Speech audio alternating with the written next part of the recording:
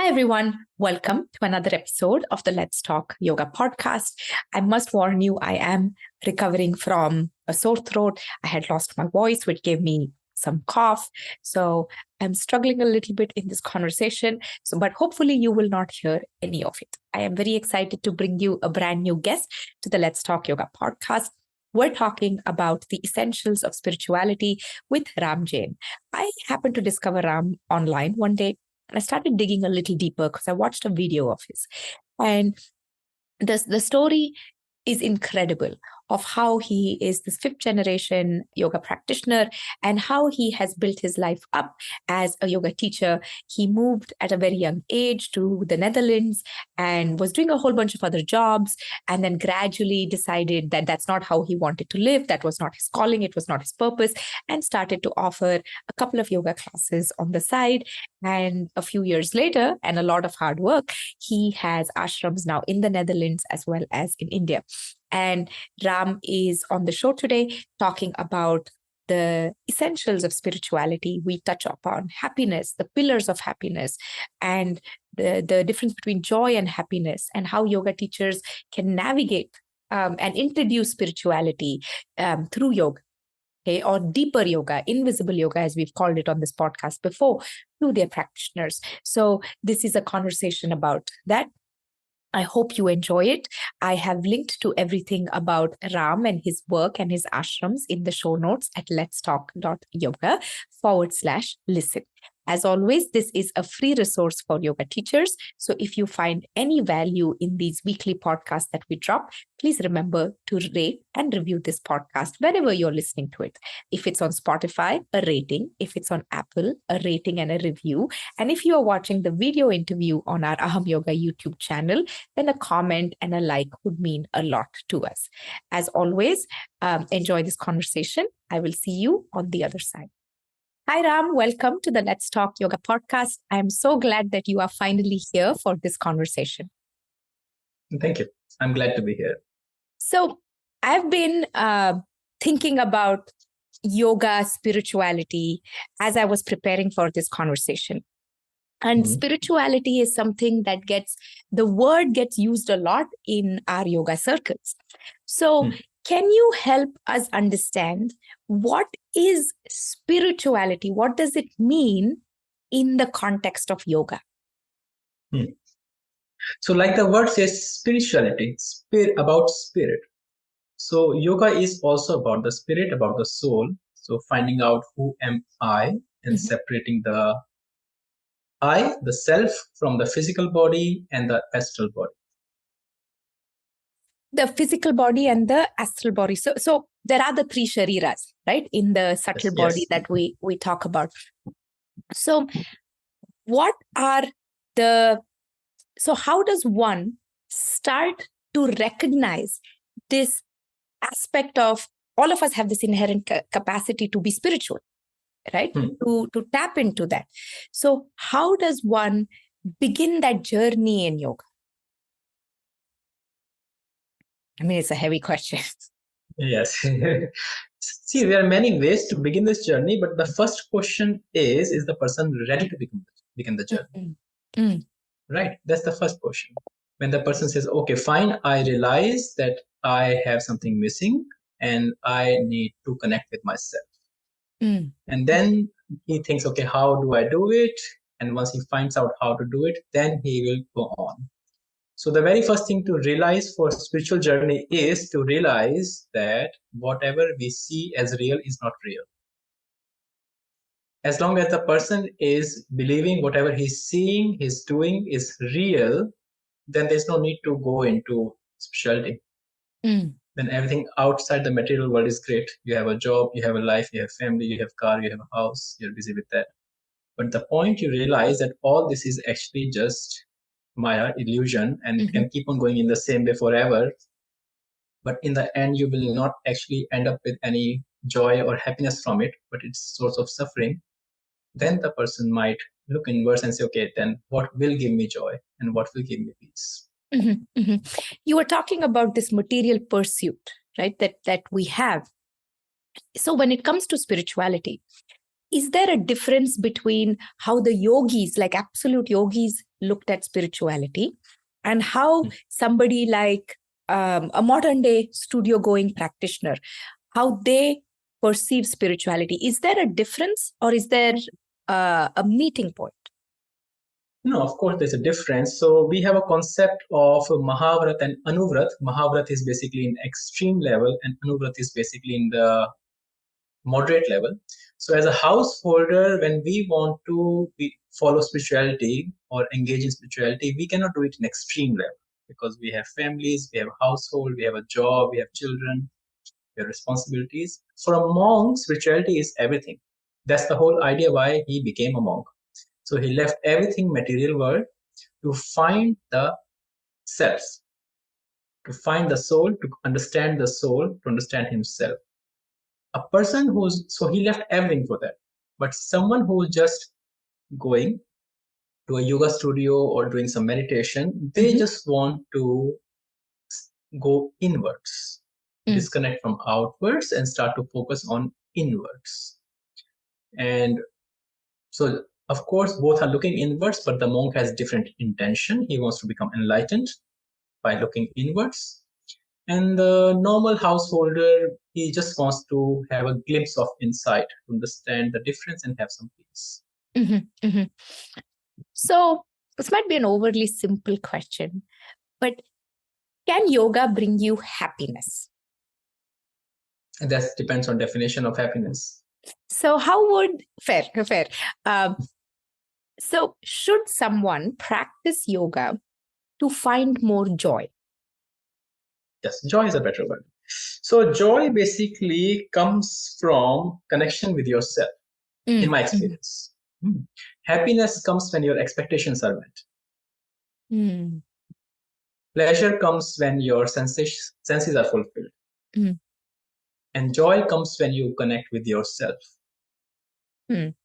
Yeah, in my experience. I'm talking about yoga. Joy can come from many things. Yeah, but in my experience, the real joy, what we talk about, the inner peace and all, that comes from by connecting with yourself. And that is the goal in yoga. So I remember seeing somewhere on your blog that you talk about 6 pillars of happiness. What are these 6 pillars?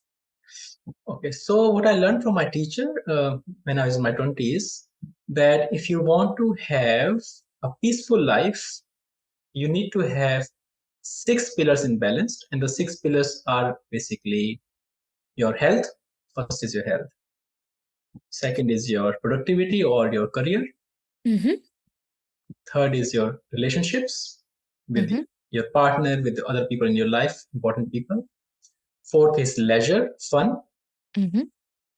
Fifth is spirituality, how you connect with yourself, ground yourself. And sixth is the lifestyle, how are you living each day of your life. So simple, but so challenging. So some people become focused on career too much and they put all the energy there. So even they have abundance in their career, they don't have balance in the 6 pillars. So they don't feel happy. They feel something is missing. And that's the common challenge. Generally, we get focused on 1 or 2 pillars and we think if I get that in order, my whole life will be great. Then I'll be happy. But that does not happen. We need to find balance, not abundance. Abundance is good to have, but it's not more important than balance. All 6 must be there. If you have great health, if you have great career, if you have great spirituality, good lifestyle, a lot of time for leisure, but you don't have good relationships with important people in your life, you cannot be happy. True. So you need to have balance in all 6. And all 6 pillars have to be done on a regular basis, not hoping that, okay, I will focus on my health after 2 years when I have made this much money, or when I have done that, or when I have traveled the whole world. No, I'm smiling because one of my yoga teachers in Mysore, he would say from 20 to 40, people will give up their health to gain wealth. And 40 to 60, they will spend all that wealth to get their health back. Yes, it reminds me of that. No, but it is very true. We sometimes we're not even aware that some of these pillars are not working for us. Like you said, right? If your relationships aren't great, but your career is booming, outwardly you will look successful, but how are you feeling on the inside? And I think that is very significant and not spoken about enough. So if one of these pillars are out of balance, or more than one of these pillars are out of balance, do you have any advice on how to even recognize this? Because some people don't even recognize that life is out of balance. I like how you said it is not about abundance, it is about balance. And in this world of more, how do we actually recognize that and address it? Yes. So what I suggest is first to write down what do you want in these 6 pillars in your life. What is for you satisfactory? How much, let's say, what is health, definition of health for you? Now, a person might say, for me, health is when I can run a marathon. Another person might say, for me, health is pain-free body. Mm-hmm. Yeah. So a person needs to define what is for them optimum health is. They need to define for them what is optimum productivity or career is. What do they want to do? How much they want to earn? How often they want to work? So they get clarity on how they want their life. Similarly for the relationships, which are the important relationship and how they want them to be, how much time, energy they want to put in them. So all of these things have to be written down and figured out. It's like a plan. You need to know what you want. You cannot just vaguely think, okay, I'll see how it goes. Because then it doesn't go that great. It's like a letter without an address, not going anywhere. So you write down these things and then you know if it's happening or if it's not happening. No, that's actually I always say this, the practices in yoga are actually very simple. We complicate them. So they may not be easy, but they were meant to be simply understood. So I like how you're saying, write them down, recognize, have it on paper, so you have something to come back and reference to. So because we're talking about spirituality, right? There's the religion and spirituality, they walk next to each other, at least in my head. And what's the difference between religion and spirituality from the lens of yoga? Is there a difference? Yes. I cannot say from the lens of the yoga, I can say from my lens. Okay. Yeah. So I'm a little bit skeptical of religions, because what happens is religions, see, there's a very beautiful saying. It says, someone else's truth binds you. Your own truth frees you. It's like if I have found out that smoking is really bad for the health and I say, you should not smoke, and you respect me and you think I'm saying the truth, then you will not smoke, but you really want to smoke. So you will struggle and my truth will bind you. You will suffer. But the day you realize that smoking is bad for you and you should leave it, that day you become free.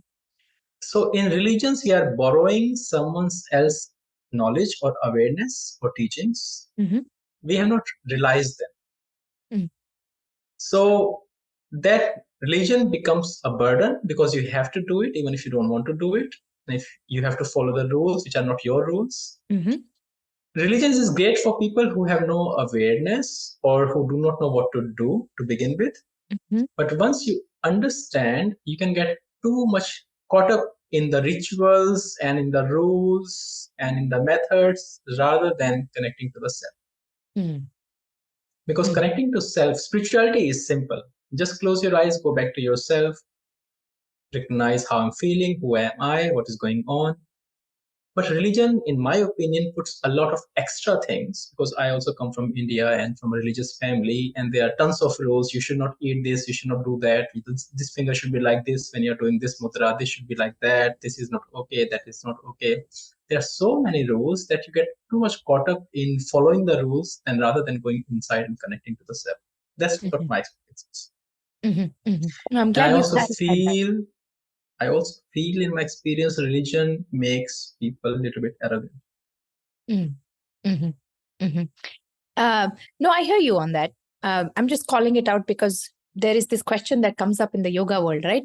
Is is this a religious practice, or will it interfere with my religious practices? Like that. Yoga is not religious practice. To Mm-hmm. know that, you have to know where it comes from. It comes from agams even before Vedas. And agams were basically from people who were enlightened in different parts of the country, in different times, from different religions. So their whole purpose was that connect with yourself. It did not say connect with yourself in our religion or in your religion. So the teaching was about self, and self has no religion. The body might have a religion because you're born in a certain family, but the self has no religion. So it's like that. No, thank you for clarifying that, because it's and you are, I mean, I know you teach in Amsterdam, you have your school there, you interact with people across the globe, right? And these are questions that come up often. So I was just wondering what your take on that is.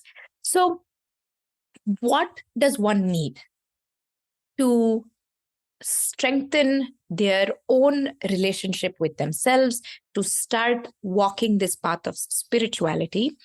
Are there any essentials that we need to keep in mind? First essential is reflection, self-reflection. You have to be able to self-reflect, reflect on your behavior, reflect on your actions, reflect on your mindset. If you cannot reflect, then you cannot do yoga. Because yoga, of course, like it's not just asana. If you just want to do some poses or something looking like poses, you can do anytime. But if you want to look into your nature and you want to improve that, if you want to look, okay, I'm tamasic, I'm rajasic, I'm sattvic, what am I?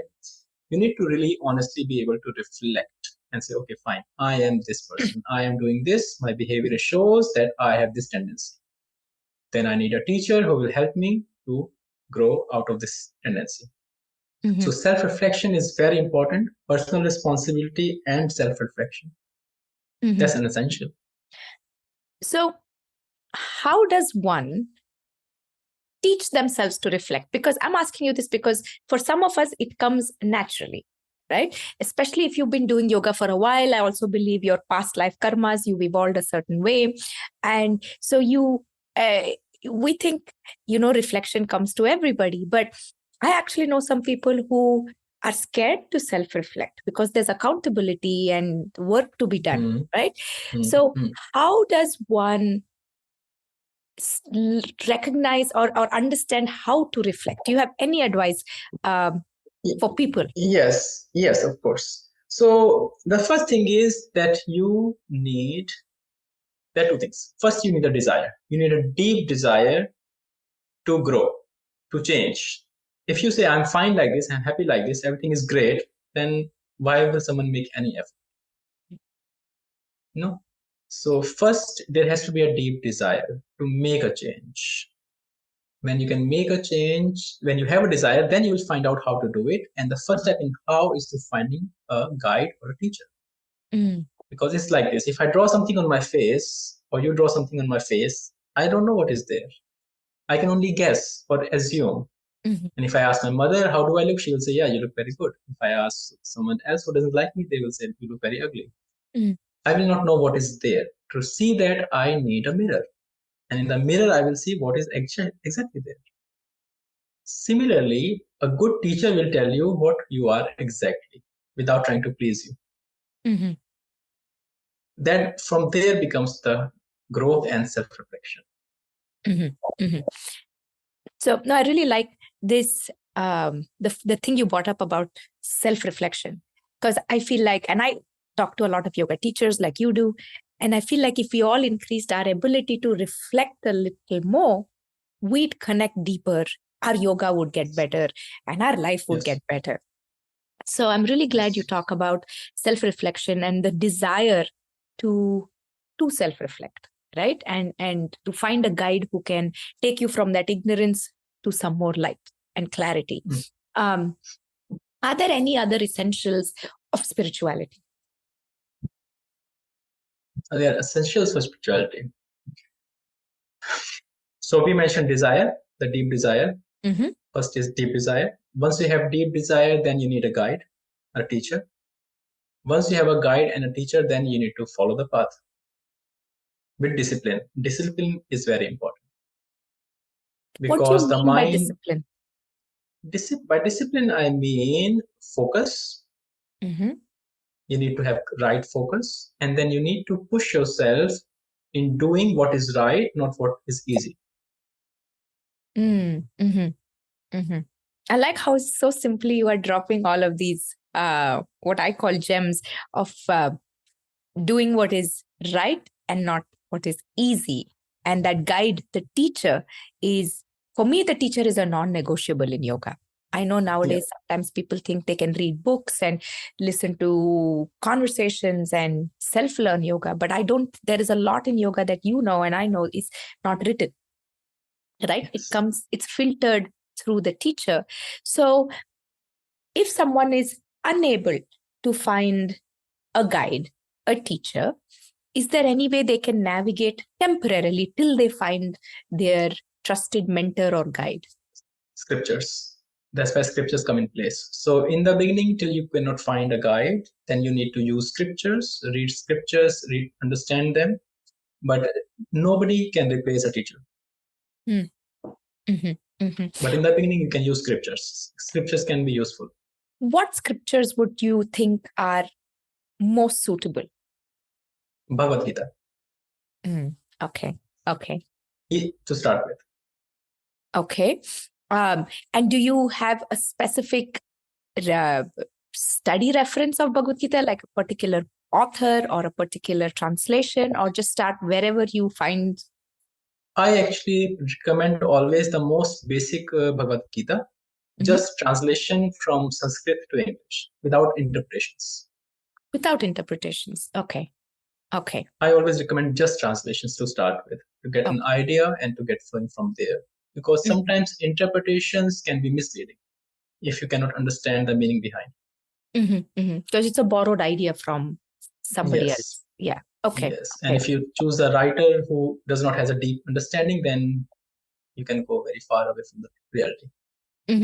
And get a watered down version of what the essence of the teachings were. And I also sometimes tell people that look at the author. And then once you've looked at the author, look at the background, look at their study, and make sure that you are not getting a diluted version when there is a very authentic form available. So as yoga teachers or asana teachers, for some people listening, right? How can we introduce these concepts in an asana class? Like introduce the concept of this deeper yoga, this reflective ability, to spend time in reflection, right? Because a lot of listeners are yoga teachers, are asana pranayama teachers. And they have people who have no idea that yoga is way more than stretching, right? So do you have any advice for yoga teachers who can begin introducing this in a relatable way to their students? Yes. I, in fact, think as a yoga teacher, it's our responsibility to bring philosophy in the classes. Because without that, we are just teaching them some exercise. And that's not yoga then. So when I was teaching in my studio in Tilburg, I was always dropping in some concepts like what is Atman, what is Brahm, what is Jeev, what is Maya, what is ignorance, what is, labels, false identity, what are the five senses, what are the three bodies. So you keep dropping in the information and let them be curious and let them come back with questions. And give them something to think about. What makes you happy? Why does that make you happy? What gives you pleasure? Why it gives you pleasure? No, I really like that. Stories. Sometimes using stories. I use a lot of stories, and sometimes just using stories. And I think it comes down to two things, right? One is your own yoga education and the teachers you have had the privilege to bump into, right? And if you've had that really strong foundation built, then it's a little more effortless to take this into class. I'm not saying it's easy, but at least you've been exposed to it because your teacher spoke about it in a certain way. And then the second aspect is just that responsibility you spoke about. To me, it's a non-negotiable that you have to tell them a little more about the deeper yoga, the invisible yoga, little by little, like you said, Yes. right? What is Maya? What is the five senses? What are the three bodies? And let that curiosity blossom. Some people will listen to it and they'll want to know more. Some people in this lifetime don't want more. And they're happy breathing, stretching, and going home. And it's not our job to convince people. It's to take the ones who are ready and move them in a certain direction, right? So just present the knowledge, and information, and let them come back with it to you with questions if they have. But introduce, drop the seed. And you can use stories, like very simple short stories. So, for example, I don't know, you want to tell us a short story? Please, you can tell more than one short story. So, for example, once a man came to Siddhartha, Gautam Buddha, and he said, I am now being a monk for many, many years, but I have still not found enlightenment. Can you tell me, what can I do? What is missing? Siddhartha said, of course, I will tell you. Come with me, let's first take a bath in the river.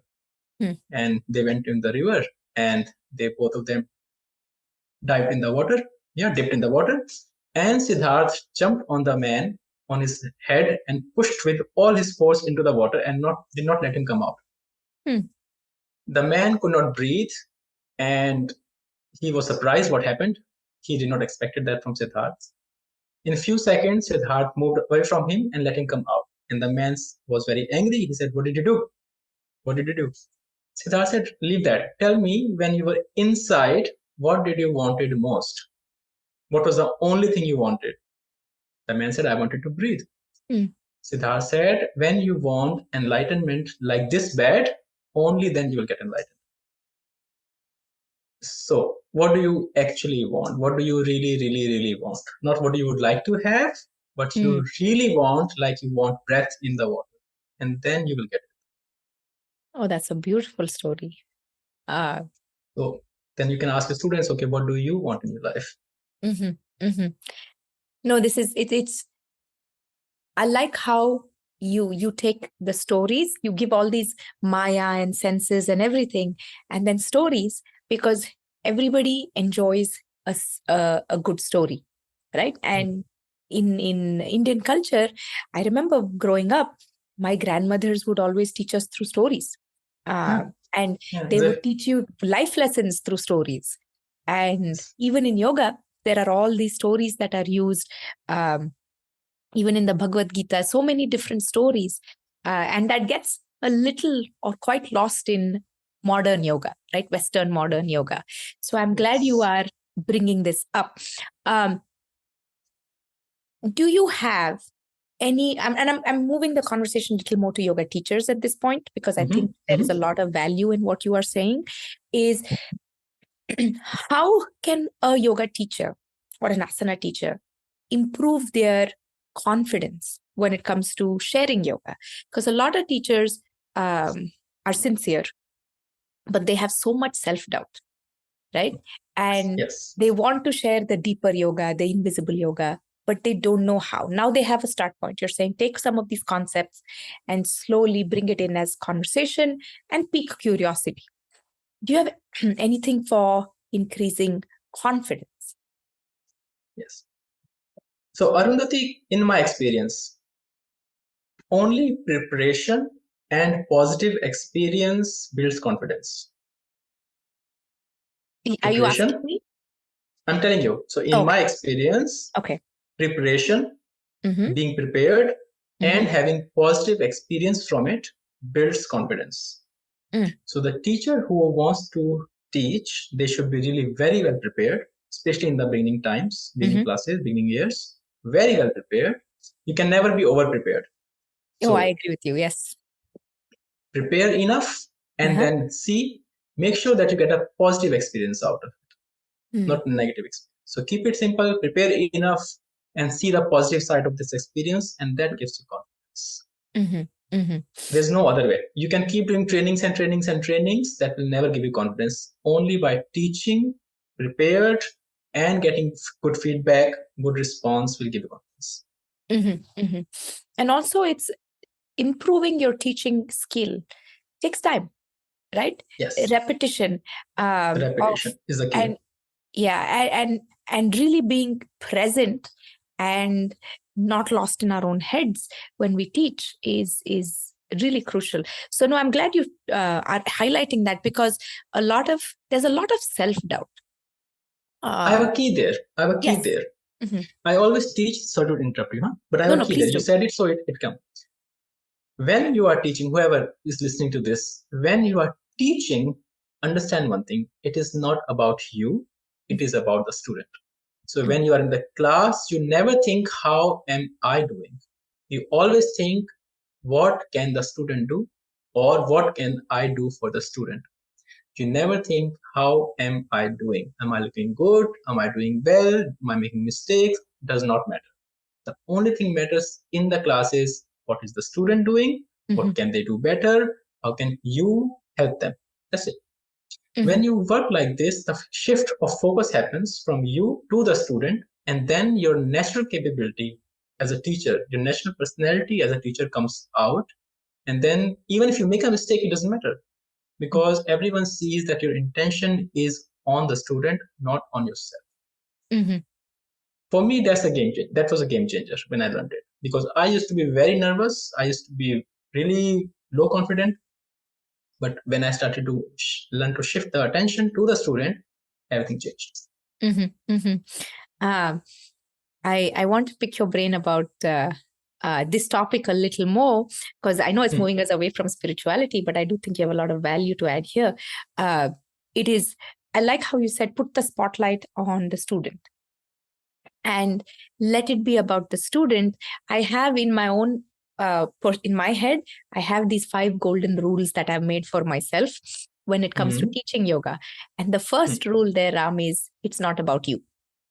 It is about who is in front of you. And I like how you're saying it is only about the student and the yoga of the student, and it is not about you. Is there anything else that really helped you? Because I've read about your journey and it's an incredible one. Is there anything else that you did that really enhanced your confidence apart from this, just constant repetition and serving the student? I had very good teachers, actually, not one. I had several very, very good teachers. I taught a lot as an assistant. I was a second assistant for 2 years to my teacher. 2 years second assistance means don't talk, just demo and observe what am I doing. And that helped me a lot. I like how you said don't talk and just observe. I don't think we observe enough. Yes. So assisting good teachers is invaluable. Invaluable. I see these days people have less patience. People assist, for 1 month, 2 months, and they say, okay, now I'm ready. No, the depth comes when you really assist for long. I really recommend to assist good teachers, experienced teachers, for at least 2 years before you say, okay, now I'm ready to teach as a full-fledged teacher. You can do that, but also keep assisting some good teachers, because you will learn from there a lot. No, that's wonderful, because I feel like the yoga teachers who have built up from nothing to being able to teach and lead yoga classes, we have to, while we share techniques and things like that, we should also share these real vulnerable experiences of how you navigated through it. So thank you for that. Is there anything that you think we have left out in this conversation when it comes to understanding the essentials of spirituality? Yeah, it's a very broad topic, It's a really big topic, essentials of spirituality. You also need to define what is spirituality going to be for you. For some people, spirituality is enough just to do yoga class twice a week where you feel connection with yourself, and it's enough. Some people want to meditate every day and keep connecting with themselves. Some people want to join a sect or a cult and say, okay, I am devoting my life to feel spiritual. And some people just say, I'm going to do my morning and evening prayers, and that's for me spirituality is. So first is to define what is going to be spirituality for you, at least in next weeks, next months, next days. Because you cannot suddenly leave everything and become super spiritual. So defining what is spirituality for you, finding the desire. Desire is a big one. And unless there's a desire, all the information might be present. A great teacher might be present. Nothing's going to happen. And desire cannot be given or taught. Desire has to come from within. I have a slightly side question that I had not planned to ask you, but I'm going to ask you because it's coming into my head. Now, because most of these practitioners, they're living with loved ones, right? Yeah. How does one navigate if, say, I am on this journey, but my partner or parent or whoever, right, is not on this journey? How much of this inner work should I be sharing? Your thoughts on navigating that? Of course, it is easier if your partner is on same journey. But that's not always the case. And spiritual journey is personal journey, individual journey. What I recommend is to stay in your role in the relationship. So if you are a partner, do not become a teacher. Do your journey, and if the other person is not interested or not ready, do not try to force it. Do not try to give them lectures. Do not try to pull them into it. It's your journey. And you need to separate your spirituality from your relationship. I'm glad you clarified that, because sometimes I have students who come and say, oh, I want my husband to do yoga. And I tell them that you do your yoga. When he's ready, he may come to it in this lifetime or not. But don't go and nag every day that you're not coming to yoga class. Yes, his spirituality, his yoga may look different and may not have to be inside a studio in an asana class. So I'm glad you clarified that. Can you tell the listeners how they can connect with you? I know you offer a lot of online education as well. How can they connect with you? Where can they find you on the internet? You can just look for my school, Arhanta Yoga. Maybe you can put the website in some detail or something. And you can just look for my name, Ram Jain Yoga. If you search this, I think I'm the only one with this name maybe in yoga world. I don't know. You see me on first page. And you can always email me. I spend 4 hours a week to answer people's questions. It's like a service I do. It's not chargeable. It's just everyone is welcome. Whoever is interested in yoga can ask me these questions by email. And you can email me. And sometimes if it's necessary, we can also do Zoom calls. I don't charge for it. I give 20-minute Zoom call. But you have to have serious questions. Yeah. So then you can connect with me, you can email me, ask your questions. If you want to follow a course which helps you in your journey, you can look at my website, you can look at our school's website. So you can connect many ways. I'm not so much on social media myself, but yes, we are still on the social media and we get your messages and we reply them. But for me, email is the best. Wonderful. Thank you so much for being here. I hope you will come back and have conversations about more targeted topics. Like I want to bring you back for mudras. I'm putting a placeholder here. So it's out in the open and a few other topics. Thank you so much for being here. Thank you, Arundhati. And thank you for everyone for listening. Thank you. Thank you so much for being here. You can find all the resources mentioned at letstalk.yoga/listen. I will see you soon with another guest. Until then, take care. Bye-bye.